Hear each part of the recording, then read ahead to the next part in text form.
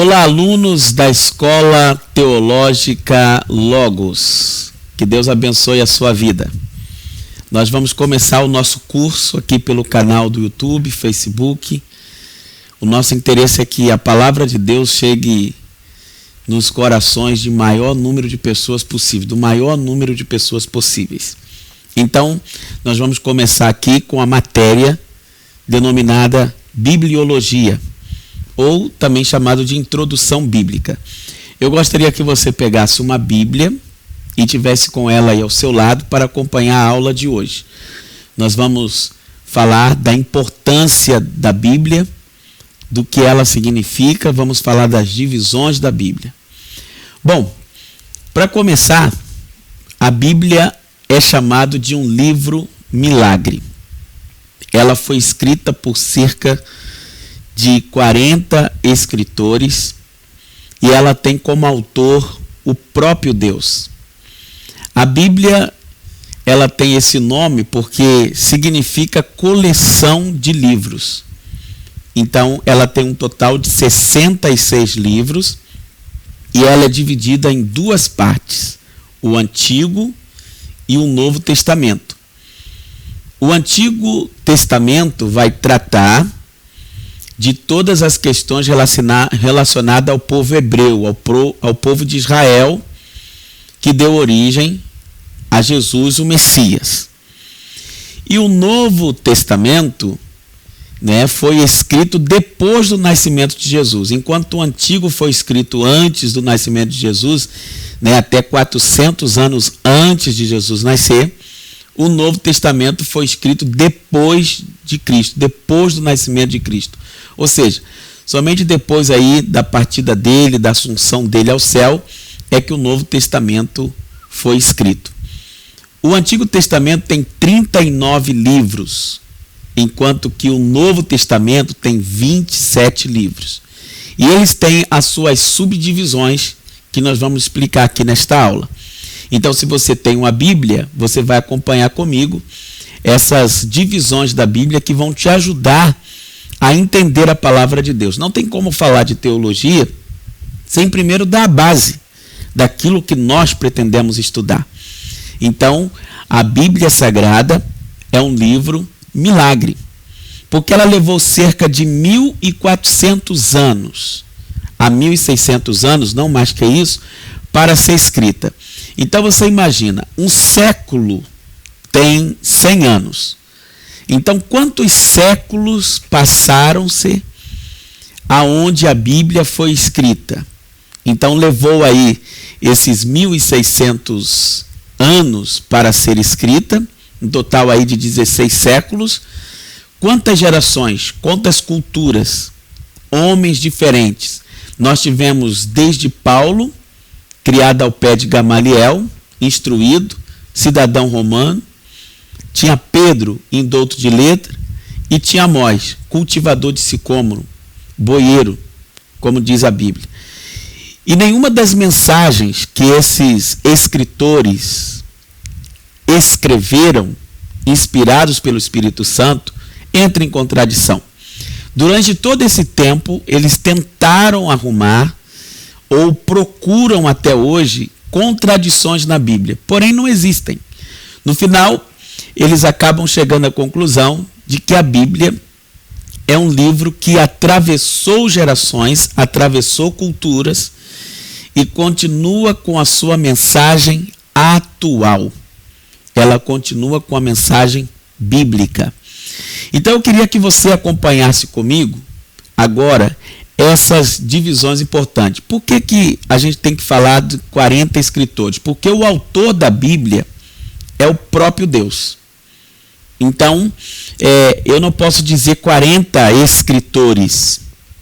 Eu posso dizer 40 homens diferentes e mesmo assim tem uma revelação sem contradições. Eu posso dizer que a palavra de Deus significa livros, composta de 66 livros, 39 livros no Velho Testamento e 27 livros no Novo Testamento. Então agora eu quero mostrar para você as divisões da Bíblia. A primeira parte é o Antigo Testamento, que vai ser composta de 5 livros. E os primeiros 5 livros nós chamamos de Pentateuco, ou os 5 livros da lei.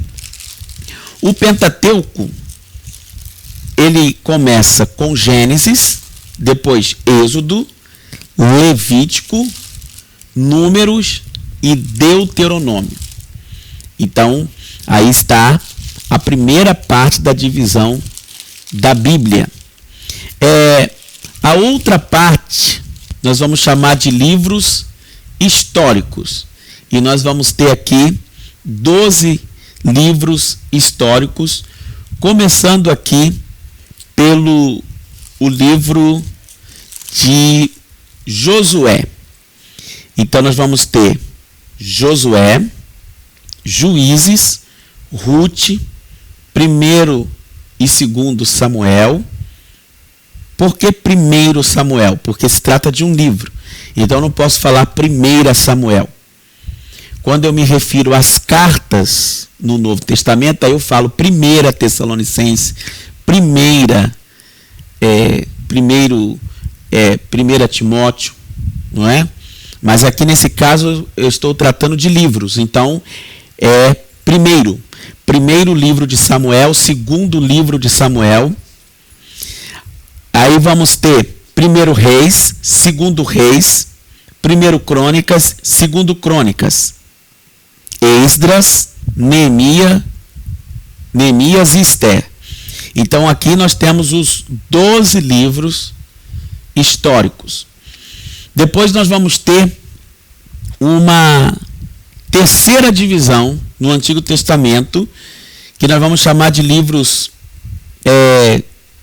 que nós chamamos de poéticos ou sapienciais, melhor dizendo. Então eles são Jó, Salmos, Provérbios, Eclesiastes e Cântico dos Cânticos. Por que é que esses 5 livros são chamados de poético? É porque eles têm eles não têm rima. Eles não é um livro que possuem, vamos dizer assim, aquelas combinações, aquela rima, mas eles foram escritos em ritmo de poemas. Então é por isso que nós chamamos de livros poéticos, também chamados sapienciais. Depois nós vamos ter 5 livros que nós chamamos de profetas maiores. Começa com Isaías, são os livros proféticos, né? E chamamos de profetas maiores e profetas menores. Por que profetas maiores? Maiores pelo tempo e a extensão do ministério deles. Enquanto os profetas menores tiveram uma extensão e ministério um pouco menor. Então, vamos começar com os 5 primeiros, que são os maiores. Profeta Isaías, Jeremias, Lamentações de Jeremias, Ezequiel e Daniel. Então nós temos aqui 5 livros proféticos chamados de profetas maiores. Agora, 12 livros de profetas menores. Esses profetas menores começam com Oséias, Joel, Amós, Obadia, Jonas, Miqueias, Naum, Abacuque, Sofonias, Ageu, Zacarias e Malaquias.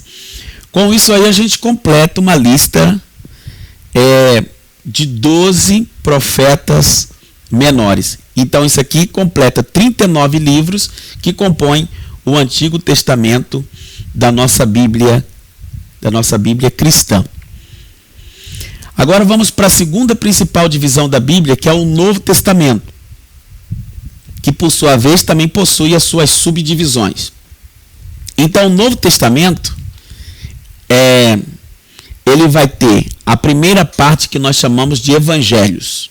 Eles contam a vida de nosso Senhor e Salvador Jesus Cristo.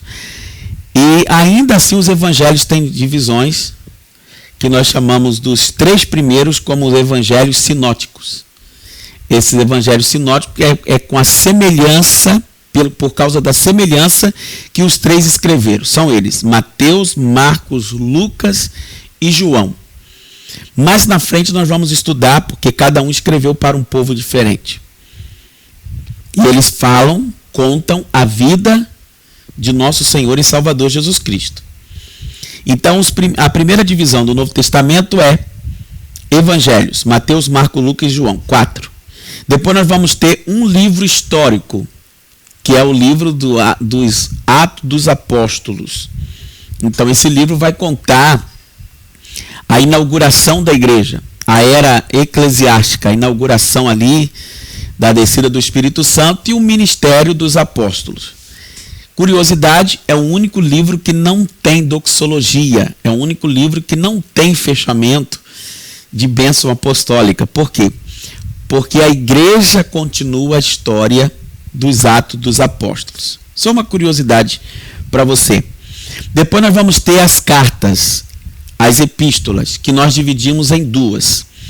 Nós dividimos em epístolas de Paulo, ou as cartas paulinas, e as epístolas gerais ou epístolas universais. Então são 13 cartas de Paulo. O apóstolo Paulo foi o homem que mais escreveu livros na Bíblia. Então, essa divisão aqui, essa terceira divisão das epístolas paulinas, começa com Romanos, primeira e segunda Coríntios. Por que primeira? Porque é uma carta, é uma epístola. Gálatas, Efésios, Filipenses, Colossenses, 1 Tessalonicenses, 2 Tessalonicenses, 1 Timóteo, 2 Timóteo, Tito, Filemão. Essa aqui formam as cartas que nós chamamos de cartas paulinas, 13. Agora vamos para as cartas gerais. Essas cartas gerais, ou também chamado de cartas universais, também conhecido como cartas católicas. Católica porque quer dizer universal. Elas começam no livro de Hebreus, Tiago, 1ª e 2ª Pedro, 1ª, 2ª e 3ª João e Judas. Então aqui nós temos aí a 4ª divisão do Novo Testamento. A 5ª divisão é o livro de Apocalipse. O livro de Apocalipse, também chamado de Revelação. Qual o tema central da Bíblia? A redenção do homem, a salvação do homem. Gênesis começa mostrando a queda do homem, Deus fez o homem, a queda do homem, e o Apocalipse vai mostrar o destino final desse homem. E os demais livros da Bíblia, não é, que são os outros 64 livros, vai nos dar direções, orientações de como Deus desejou se revelar ao homem pecador. Ou seja, o que é que o homem precisa fazer para ser salvo. Então aqui está explicando o raciocínio, a mente de Deus. Agora que você conheceu as divisões da nossa Bíblia, eu preciso falar para você de duas outras Bíblias.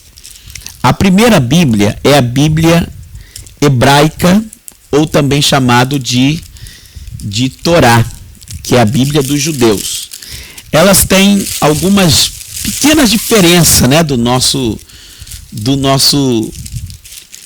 nossa Bíblia, com algumas separações que são interessantes. A Bíblia hebraica, ela tem também os 5 primeiros livros da lei, que é Gênesis, Êxodo, Levítico, Número, Deuteronômio, que também chamamos de Pentateuco.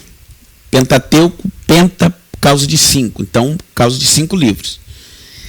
E ela vai ter uma outra divisão chamada profetas anteriores. Esses profetas anteriores, eles chamam Josué, Juízes, 1 Samuel, 2 Samuel, 1 Reis, 2 Reis. Depois eles vão ter uma outra divisão chamada profetas posteriores. Esses profetas posteriores incluem Isaías, Jeremias, Ezequiel e os 12 profetas menores, que é Oséias, Joel, Amós, Obadias, Jonas, Miqueias, Naum, Abacuque, Sofonias, Ageu, Zacarias e Malaquias. Então, eu estou falando aqui da Bíblia hebraica. Na Bíblia hebraica ainda vai ter uma outra divisão, né? Eu falei Pentateuco, agora profetas anteriores, depois profetas posteriores, e a outra divisão vai ser escritos ou agiógrafos na Bíblia hebraica. Então eles vão chamar esses livros, que nós chamamos de sapienciais, que é o livro de Salmos, Jó, Provérbios, Ruth, Cântico dos Cânticos, Eclesiastes, Esté, Lamentações de Jeremias, Daniel, Esdras, Neemias, 1º e 2º Crônicas. Então, aí vai formar os livros denominados escritos ou agiógrafos. Então, eu falei da Bíblia cristã, que é a nossa Bíblia, falei da Bíblia hebraica, e tem a terceira Bíblia que você precisa conhecer as divisões deles. É a Bíblia que nós chamamos de Bíblia grega ou Septuaginta. A Septuaginta é a Bíblia que foi traduzida, a primeira Bíblia que foi traduzida do hebraico para o grego. Então, essa primeira tradução. Então, ela tem os livros assim: Gênesis, Êxodo, Levítico, Número, Deuteronômio, né, o Pentateuco, portanto, Josué, Juízes, Ruth, sobre os reinos, 1 e 2, que é 1 Samuel e 2 Samuel, que vai falar dos reis ali de Israel, sobre os reinos, 3 e 4, que é 1 e 2 Reis, paralelismo, que é o livro de 1 Crônicas e 2 Crônicas, vai ter Esdra 1, que é um pseudo-epígrafo, depois eu explico melhor para você. Esdra 2, ou Esdras e Neemias, e Esté, com fragmentos gregos, ou seja, algumas colocações ali. Aí vai ter o livro de Judite, que nós chamamos de apócrifo, mais na frente eu vou explicar o que é. Macabeus, 2 Macabeus, também considerado apócrifos por nós. Macabeus 3, Macabeus 4, e nós vamos chamar esse livro de pseudo-epígrafos. Depois, Salmos e Odes, são livros que nós também chamamos de pseudo-epígrafos. Provérbios, Eclesiastes, Cântico dos Cânticos, Jó, Sabedoria de Salomão, que nós chamamos de apócrifo, Sirácida, que é o livro eclesiástico, que nós também chamamos de apócrifo, Salmo de Salomão, que são pseudo-epígrafos, Oséias, Amós, Miqueias, Joel, Obadia, Jonas, Naum, Abacuque, Sofonias, Ageu, Zacarias, Malaquias, Isaías. Jeremias inclui Lamentações, Baruque e cartas de Jeremias. Os dois últimos nós chamamos de apócrifos, tá? Tanto Baruque como cartas de Jeremias. Os dois últimos são apócrifos. E aí sim vai vir Ezequiel e Daniel. E o livro de Daniel vai vir com alguns acréscimos, com adições apócrifas. Por exemplo, capítulo 3, 24 a 90. E o capítulo 13 e 14. Tá? Então depois, quando eu puder explicar melhor esses livros pseudos epígrafos e também os livros apócrifos, você vai entender um pouco melhor. Então, está aqui hoje, nessa aula, as 3 divisões da Bíblia cristã. Aliás, as divisões das 3 Bíblias. A Bíblia cristã, a Bíblia hebraica e a Bíblia grega, Septuaginta. Tá? Guarda bem essa explicação. Nós temos mais outras informações importantes para dar acerca da Bíblia Sagrada. Eu gostaria de ler com você o livro de Hebreus. Tem um texto muito interessante aqui no livro de Hebreus, capítulo 1, versículo 1. E ele vai explicar para nós, esse versículo, a importância da Bíblia Sagrada e o conhecimento que nós devemos ter das Escrituras Sagradas e que lugar ela ocupa hoje nos nossos corações e em nossas vidas. Então eu quero falar sobre as 4 revelações de Deus para o homem. O homem sozinho não poderia chegar ao conhecimento de Deus. Então Deus resolveu se revelar ao homem, e Deus se revelou ao homem de 4 formas diferentes. Então em Hebreus capítulo 1, versículo 1, se você tem a sua Bíblia, acompanha comigo aí, caro aluno, está escrito assim: havendo Deus antigamente falado muitas vezes e de muitas maneiras aos pais pelos profetas, a nós falou-nos nesses últimos dias pelo Filho.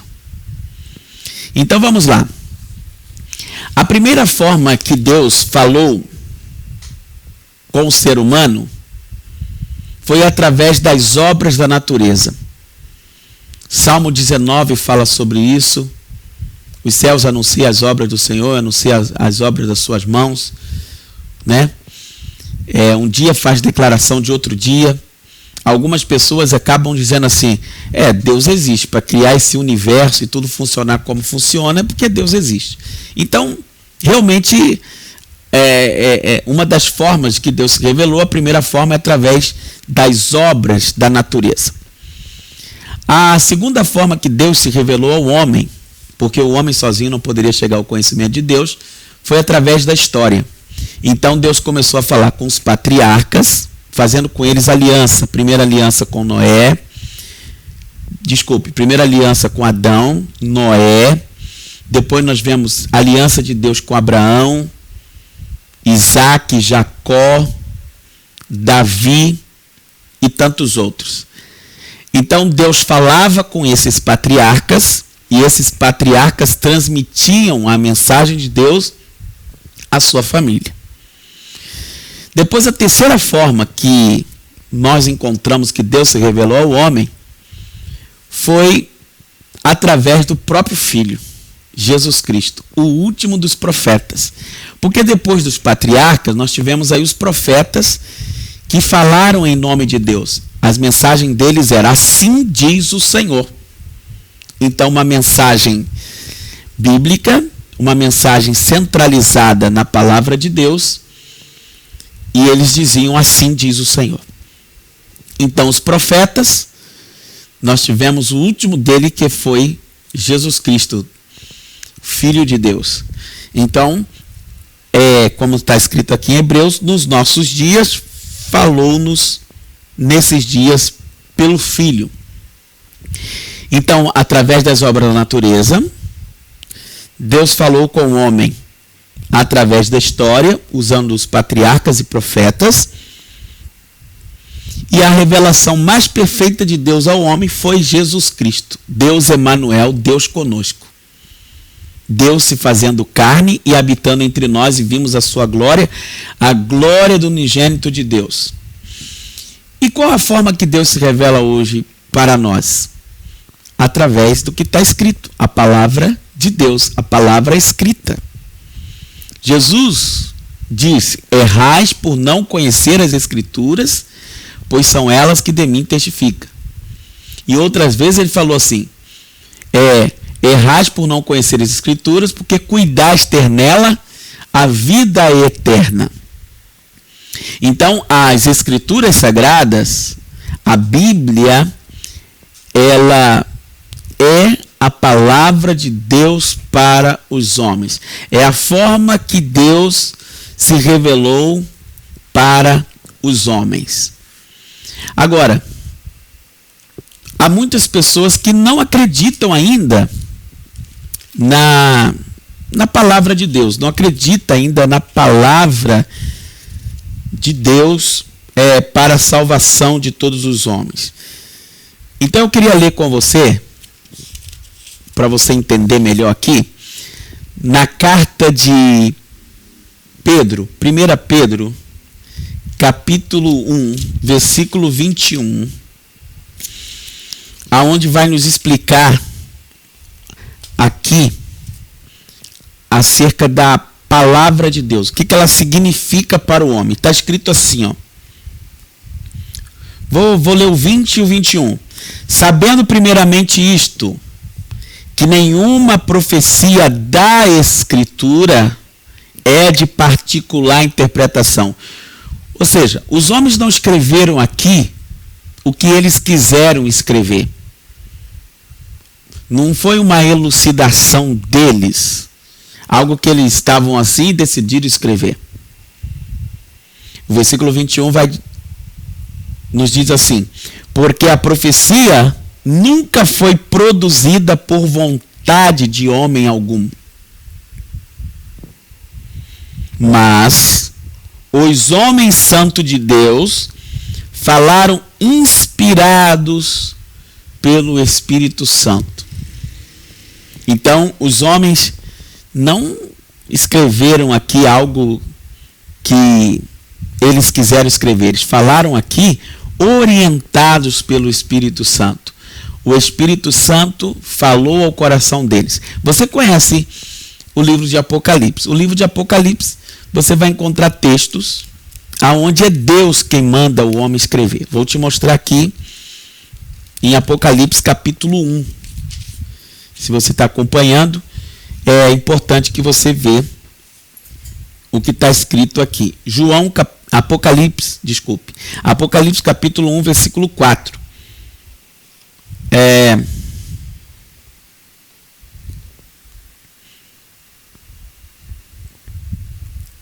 Ele diz assim: João,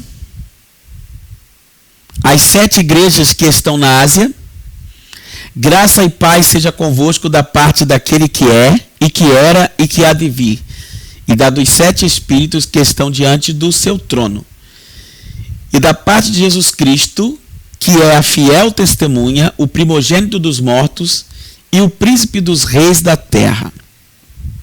Aquele que nos ama, e em seu sangue nos lavou dos nossos pecados, e nos fez reis e sacerdotes para Deus e seu Pai. A ele a glória e poder para todo sempre. Amém.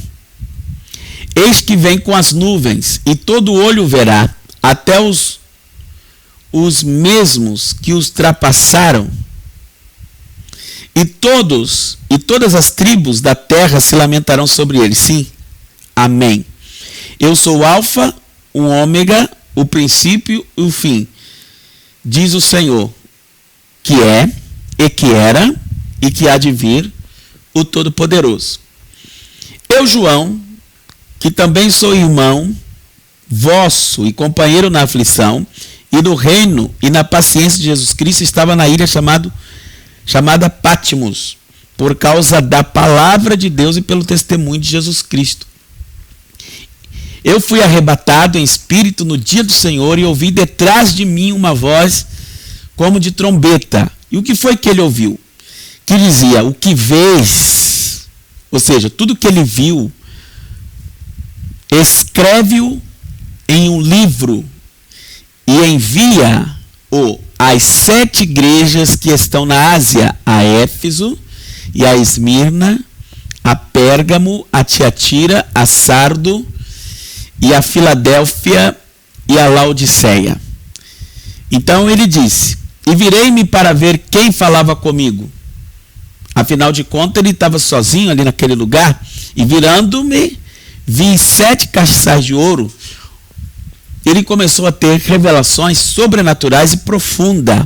E no meio dos 7 castiçais, um semelhante ao filho do homem, vestido até os pés de um vestido comprido e cingido pelo peito com um cinto de ouro. E a sua cabeça e cabelos eram brancos como a lã, como a neve, e os seus olhos como chama de fogo. E os seus pés semelhante a latão reluzente, como se tivessem sido refinados em uma fornalha. E a luz como a voz de muitas águas. Ele tinha na sua destra 7 estrelas, e da sua boca saía uma aguda espada de 2 fios, e o seu rosto era como o sol, quando na sua força resplandece. E eu, quando o vi, caí a seus pés como morto, e ele pôs sobre mim a sua destra, dizendo-me: não temas, eu sou o primeiro e o último. Então, ele está tendo ali uma visão, e aparece para ele o Filho de Deus, Jesus Cristo ressuscitado, e ordena: tudo que você vê, você escreve, põe num livro. E é esse livro de Apocalipse que você pode ver hoje. Então a Bíblia, ela não é um livro qualquer. Ela é um livro poderoso. É um livro que traz revelações profundas para nós acerca do nosso futuro, daquilo que nós precisamos para alcançar a vida eterna. É Deus se revelando ao homem.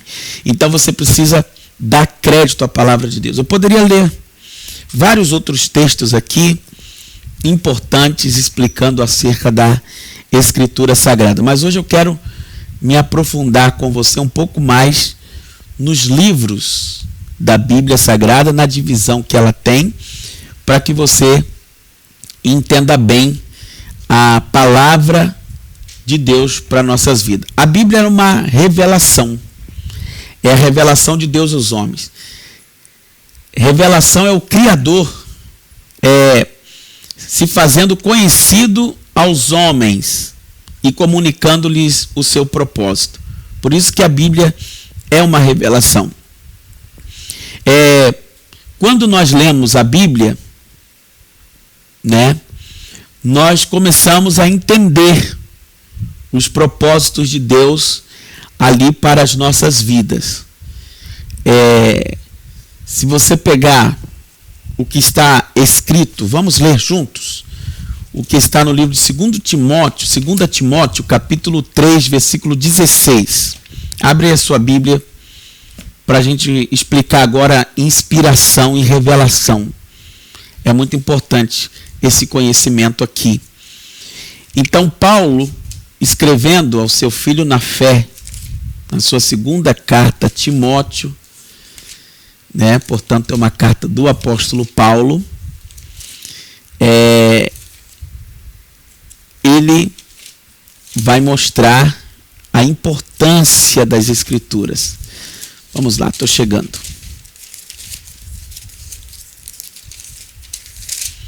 2 de Timóteo, capítulo 3, versículo 16. Diz assim: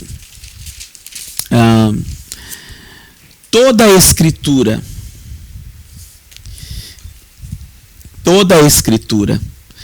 nesse caso aqui, ele está se referindo ao Antigo Testamento, porque ainda o Novo Testamento não havia sido escrito. Então ele está falando de Gênesis a Zacarias. Toda a Escritura divinamente inspirada, ou seja, inspirada por Deus, é proveitosa para quê? Primeiro, ensinar. Então, para que serve a Bíblia? Para ensinar. Segundo, para redarguir, para questionar, para corrigir.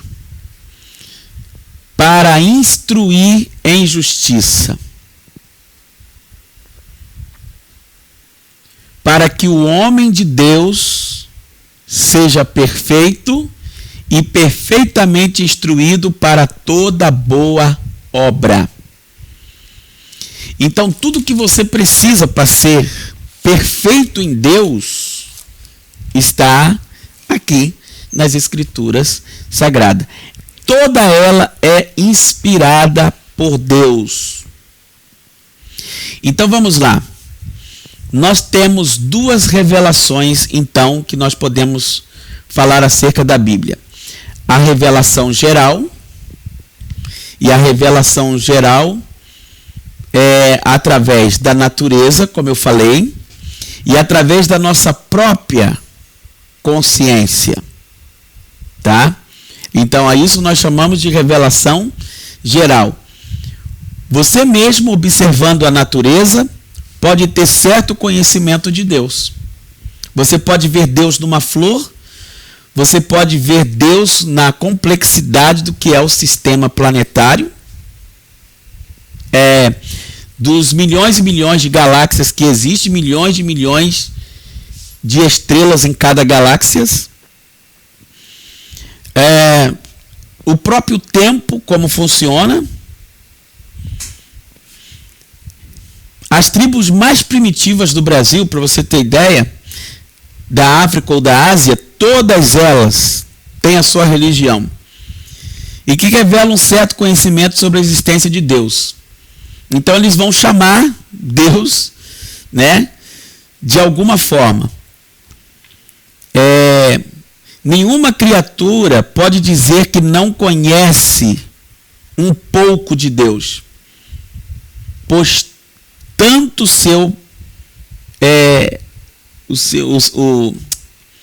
tanto o seu poder como a sua divindade são conhecidos por meio das coisas que foram criadas, isto é, através das obras da natureza. Vamos ver isso? Romanos, capítulo 1, versículo 20. Quanto tempo eu já estou de aula? 37 minutos. Muito bem. Então ainda dá tempo da gente explicar aqui. Então, no livro de Romanos, capítulo 1, versículo 20, por sinal, é um texto poderosíssimo. Romanos 1, versículo 20. Nós temos aqui uma revelação de Deus através das obras da natureza. Olha que incrível esse texto. Estou chegando. Às vezes o ventilador atrapalha um pouco. Está escrito assim, ó. Portanto, tendo conhecido a Deus, está falando de todos os seres humanos, não o glorificaram como Deus, nem lhe deram graças, antes em seus discursos se desvaneceram e o seu coração insensato se obscureceram. Ou seja, os homens tiveram conhecimento de Deus através das obras da natureza. Porque o versículo 20 diz assim: porque as suas coisas invisíveis, desde a criação do mundo, tanto o seu eterno poder como a sua divindade, se entende claramente, se veem pelas coisas que estão criadas, para que eles fiquem inexcusáveis. Então é claro que através das obras da natureza, o homem tem conhecimento de Deus, das coisas visíveis e das coisas invisíveis. A Bíblia fala em Hebreus capítulo 11, versículo 3, pela fé os mundos foram criados. Que mundos? O mundo físico, visível, e o mundo invisível, que é o mundo espiritual. Então, todas as coisas que existem foi criado por Deus. Assim como mostra as Escrituras Sagradas, a palavra de Deus. Paulo, em Atos dos Apóstolos, no capítulo 16, seria bom que você pudesse ler isso comigo. Ele vai falar Ele diz aqui nesse texto, melhor dizendo, no capítulo 16, quando ele chega em Atenas, e ele vai nos explicar muitas coisas aqui importantes acerca da pessoa de Deus e da criação, né? Como as coisas foram criadas, como as coisas foram feitas. Melhor dizendo, capítulo 17, né? Capítulo 17. É isso. Isso aí. 17, versículo 24. Ele diz assim: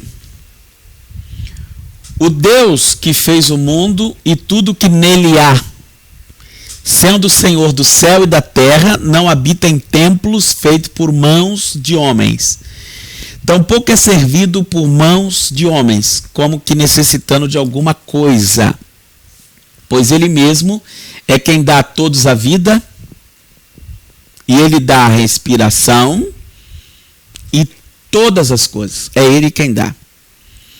E de um só fez toda a geração dos homens, ou seja, a partir de Adão, para habitar sobre a face da terra, determinando os tempos já dantes ordenado e os limites da sua habitação.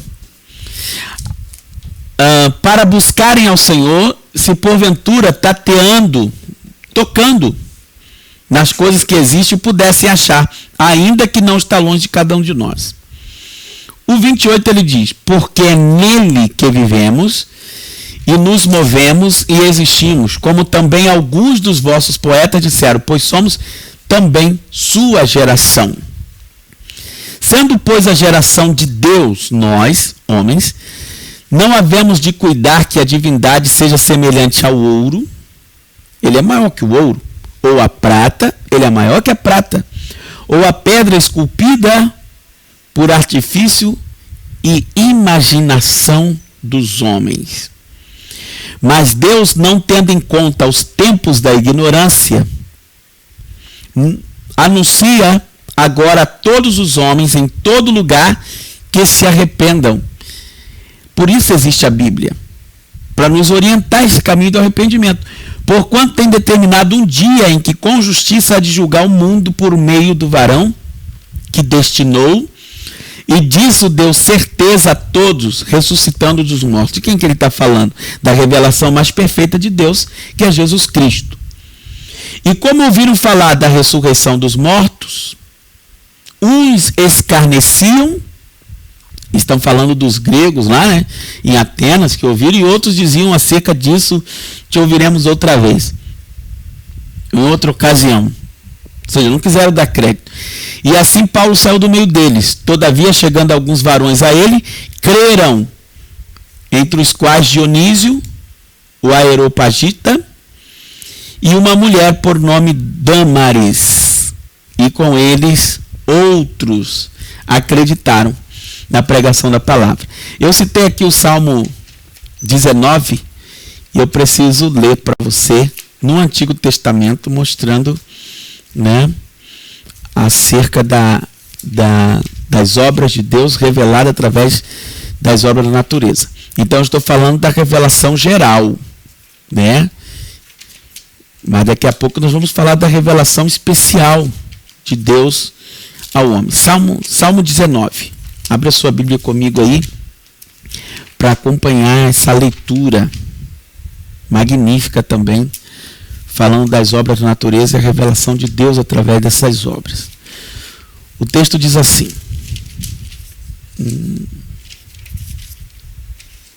os céus manifestam a glória de Deus, e o firmamento anuncia a obra das suas mãos, ou seja, o trabalho de Deus. Um dia faz declaração a outro dia, e uma noite mostra sabedoria a outra noite. Sem linguagem, sem fala, ouvem-se as suas vozes. Em toda a extensão da terra, em todo o globo terrestre, e as suas palavras até o fim do mundo. Neles pôs uma tenda para o sol. Que é qual noivo que sai do seu tálamo e se alegra como um herói a correr o seu caminho. A sua saída é desde uma extremidade dos céus e o seu curso até a outra extremidade deles, e nada se furta o seu calor. A lei do Senhor, Pentateuco, palavra de Deus, é perfeita e refrigera a alma. O testemunho do Senhor é fiel e dá sabedoria aos simples. Os preceitos do Senhor são retos e alegra o coração. O mandamento do Senhor é puro e alumia os olhos. O temor do Senhor é limpo e permanece eternamente. Os juízos do Senhor são verdadeiros e justos juntamente. Mais desejáveis são do que o ouro. Sim, do que muito ouro fino, mais doce do que o mel, o licor dos favos. Também por eles é admoestado o seu servo, e em os guardar os ensinamentos de Deus, a grande recompensa. Quem pode entender os próprios erros? Expurga-me dos que são ocultos. Então a Bíblia ela revela os erros do homem. Também da soberba guarda o teu servo, para que não se assenhoreie de mim. Então serei sincero e ficarei limpo de grande transgressão. Sejam agradáveis as palavras da minha boca e a meditação do meu coração perante a tua face, Senhor, rocha minha e libertador meu. Então está aí. As obras da natureza vai anunciar e continuará anunciando a existência de Deus. Então, vamos mostrar agora acerca da revelação especial. A revelação especial de Deus, Deus se revelou de um modo especial. Número 1, através da Bíblia e através de Jesus Cristo. Essa é a revelação especial. Porque a Bíblia não é um livro qualquer. E não é um único livro. É uma coleção de livros. A natureza fala do poder e da sabedoria de Deus.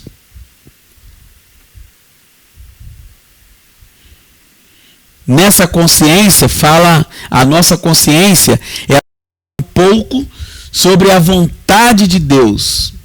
Mas temos a revelação mais completa e perfeita de Deus através da Bíblia, né? E da pessoa e obras de Jesus Cristo aqui na Terra. Então, se você quer conhecer Deus, lembra do que Jesus disse: quem me vê a mim, vê o Pai. Quem não tem o Pai, não tem o Filho. Agora, preste atenção. Há uma pergunta que todos fazem: a Bíblia é a palavra de Deus ou contém a palavra de Deus? Olha, a resposta é simples. A Bíblia é a palavra de Deus e ela também contém a palavra de Deus. Então você sabe que a Bíblia é a palavra de Deus. De um modo mais especial, Deus se revelou aos homens através da Bíblia. Os profetas e outros servos de Deus serviram como instrumento de Deus para que ele revelasse sua vontade e seus propósitos aos homens. Jesus Cristo e seus apóstolos frequentemente citam o Velho Testamento como revelação de Deus. Então, você não pode dizer que você só aceita o Antigo Testamento e não aceita o Novo Testamento. Mas mais adiante, nós vamos ver a importância da inspiração. Agora, antes de falar disso, a revelação de Deus ela foi gradativa e progressiva. Deus não se revela de uma única vez. Ele se revela de forma gradativa e ele se revela de forma progressiva, né? Ele faz as coisas assim, né? Para que a gente possa entender. Então, se Deus revelasse tudo ao homem, eu acho que, nós não conseguiríamos de forma nenhuma entender tanta complexidade que há em tantos acontecimentos.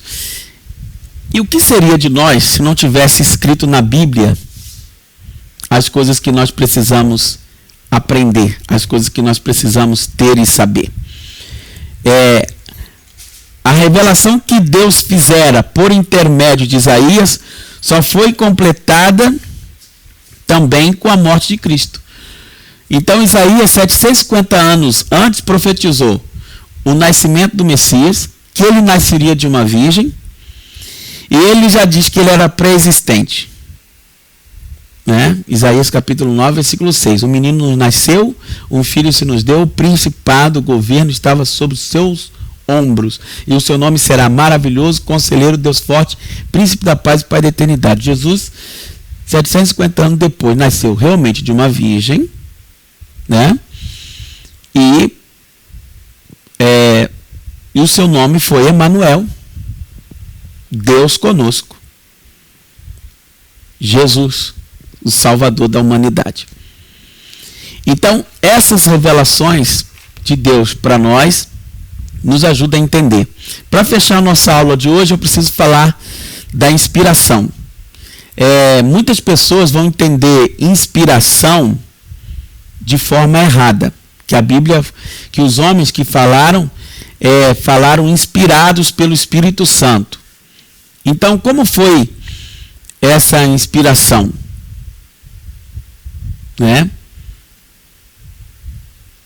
Essa inspiração aconteceu assim. Inspiração é a influência sobrenatural do Espírito Santo de Deus sobre os escritores sagrados, movidos pelo qual os seus escritos têm perfeitamente sua validade.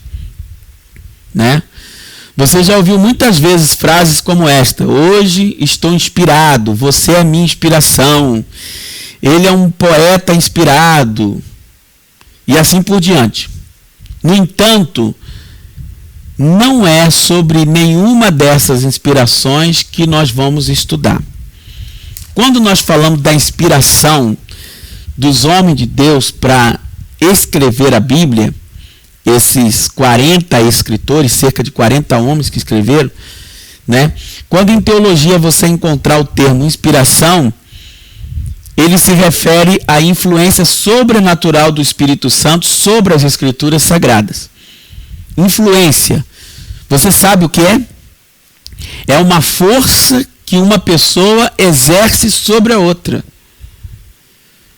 Os pais exercem influência sobre os filhos, e o Espírito Santo exerceu influência sobre os escritores sagrados. Aquela influência sobrenatural que o Espírito Santo exerceu sobre os escritores sagrados e que damos o nome de inspiração. É de se notar que a palavra inspiração aparece bem poucas vezes na Bíblia. Inspiração, inspirar, inspirado são termos que não são muitas vezes encontrados na Bíblia. Mesmo quando o termo aparece, discute-se muito a exatidão da tradução desse versículo. Por que é importante você entender isso? Porque muitas pessoas, elas são inspiradas a compor poesias, a fazer poesias, a compor hinos, músicas. Mas não é desse tipo de inspiração que nós estamos falando. Não é aquela coisa movida pela emoção, que deu vontade e eles foram lá e escreveram. Não, não foi assim. Nós estamos falando de algo mais profundo. Nós estamos falando do Espírito Santo exercendo sobre eles uma força, uma influência, de forma que eles começaram a escrever. A palavra usada no grego para inspiração é theopneuston, que quer dizer Deus soprou. Então, inspiração refere-se ao sopro de Deus. não é? Este sopro de Deus é a influência sobrenatural do Espírito Santo de Deus sobre os escritores sagrados, né? Se os escritores sagrados escreveram sobre a influência sobrenatural do Espírito Santo, sobre, né, a influência sobrenatural do Espírito Santo, seus escritos têm perfeita validade, porque eles foram, o Espírito de Deus soprou sobre eles, os influenciou, exerceu poder sobre eles e eles começaram a escrever. Então dizemos que os livros sagrados têm perfeita validade porque foram escritos sob a influência sobrenatural do Espírito Santo de Deus. Então, perfeita validade quer dizer que não há nada nas Escrituras Sagradas que sejam duvidosas ou relativamente válidas. Então, todas elas, toda a Escritura é divinamente inspirada, apta para redarguir, ensinar, instruir em justiça. Toda a Escritura, de Gênesis a Apocalipse, é digna de aceitação. E nós vamos ver nessa matéria de introdução bíblica muitas vezes isso. Na Bíblia são citados livros e palavras humanas, bem como palavras, né, que Satanás falou. Nesse caso, as palavras têm validade perfeita, no sentido de que foram usadas porque foram citadas ali enquanto o Espírito Santo os influenciava para falar. É importante dizer aqui, 3 fatores são importantes na doutrina da inspiração. A primeira, o Espírito Santo, é claro, aquele que inspirou a Escritura Sagrada. Segundo, o escritor sagrado. Não eram homens qualquer, homens escolhidos. E terceiro, o resultado da obra do Espírito Santo sobre os escritos sagrados, a Bíblia, né, sobre as Escrituras. Então, esses 3 fatos são importantes para a gente ficar claros e observando a inspiração. Quanto tempo já temos de aula? 57. Então, vamos lá. Mais 3 minutinhos aí para a gente fechar aqui a aula. Não, pode ir, vai ter um pedaço que vai cortar ainda. Não. Eu tenho que fechar por capítulos, entendeu? Para os alunos acompanharem. Então vamos lá, aluno. Vamos lá, acompanhando aqui. A inspiração do Espírito Santo, eles escreveram, porque todos escreveram por inspiração do Espírito Santo. O tema central da Bíblia é um só, que é a redenção do homem. E do mesmo modo, Jesus Cristo é o personagem constante em todos os livros, né, que compõem a Bíblia Sagrada, né? Em todos eles. Na Bíblia temos mais de 2.000 frases como esta: a palavra do Senhor veio, o Senhor falou, e Deus disse, ou disse Deus, ou o Senhor mandou. Ou como eu li para você em João, escreve, o que tem visto e ouvido, escreve. Poderia te mostrar no Antigo Testamento também outros textos aonde eles são instruídos a escreverem. Bom, vamos fechar a nossa aula de hoje, né, sobre o Antigo e Novo Testamento. Falei da inspiração, da veracidade da Escritura Sagrada, né, de como ela foi escrita, né? E eu creio que isso eu deixei claro. Se você tiver alguma pergunta, você pode entrar em contato direto pelo telefone da nossa escola teológica, nós vamos tirar suas dúvidas, ok? Mas, fechando hoje aqui, eu quero terminar falando algumas coisas importantes para você. O Antigo Testamento, ele é um nome dado desde os primórdios do cristianismo, e as Escrituras Sagradas do povo de Israel, formadas por um conjunto de livros muito diferentes uns dos outros em caráter e gênero literário e pertencentes a diversas épocas e autores. O Antigo Testamento, ele ocupa sem dúvida um lugar preeminente no quadro geral da importante literatura surgida no Antigo Oriente Médio.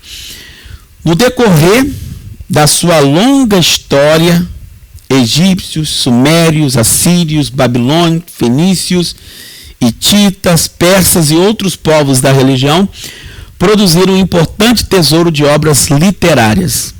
Porém, nenhuma delas se compara ao Antigo Testamento quanto à riqueza dos temas e beleza de expressão, e muito menos quanto ao valor religioso que ela tem. Ou seja, muitos outros livros surgiram nesta mesma época da Escritura Sagrada. E no próximo tema, ou na próxima aula, nós vamos falar das versões e vamos falar do cânon. Você vai saber na próxima aula o porquê de que esses 66 livros foram escritos. Por que é que a nossa Bíblia tem 66 livros e a Bíblia Católica tem 7 livros a mais? Então nós vamos falar desses livros e vamos explicar para você melhor, para você entender. Então muitos outros livros surgiram nesta época, mas nem todos eles têm, né? Ele tem esse valor literário. Aliás, ele tem um valor literário, porém nenhuma delas se compara à verdade da palavra de Deus, ou que Deus falou, que Deus mandou escrever. Ok? Então que Deus te abençoe. Se você tiver dúvida, manda para a gente. Até a próxima aula, querendo Deus. Esta foi a primeira aula de introdução bíblica ou bibliologia. Deus te abençoe. Até o nosso próximo encontro.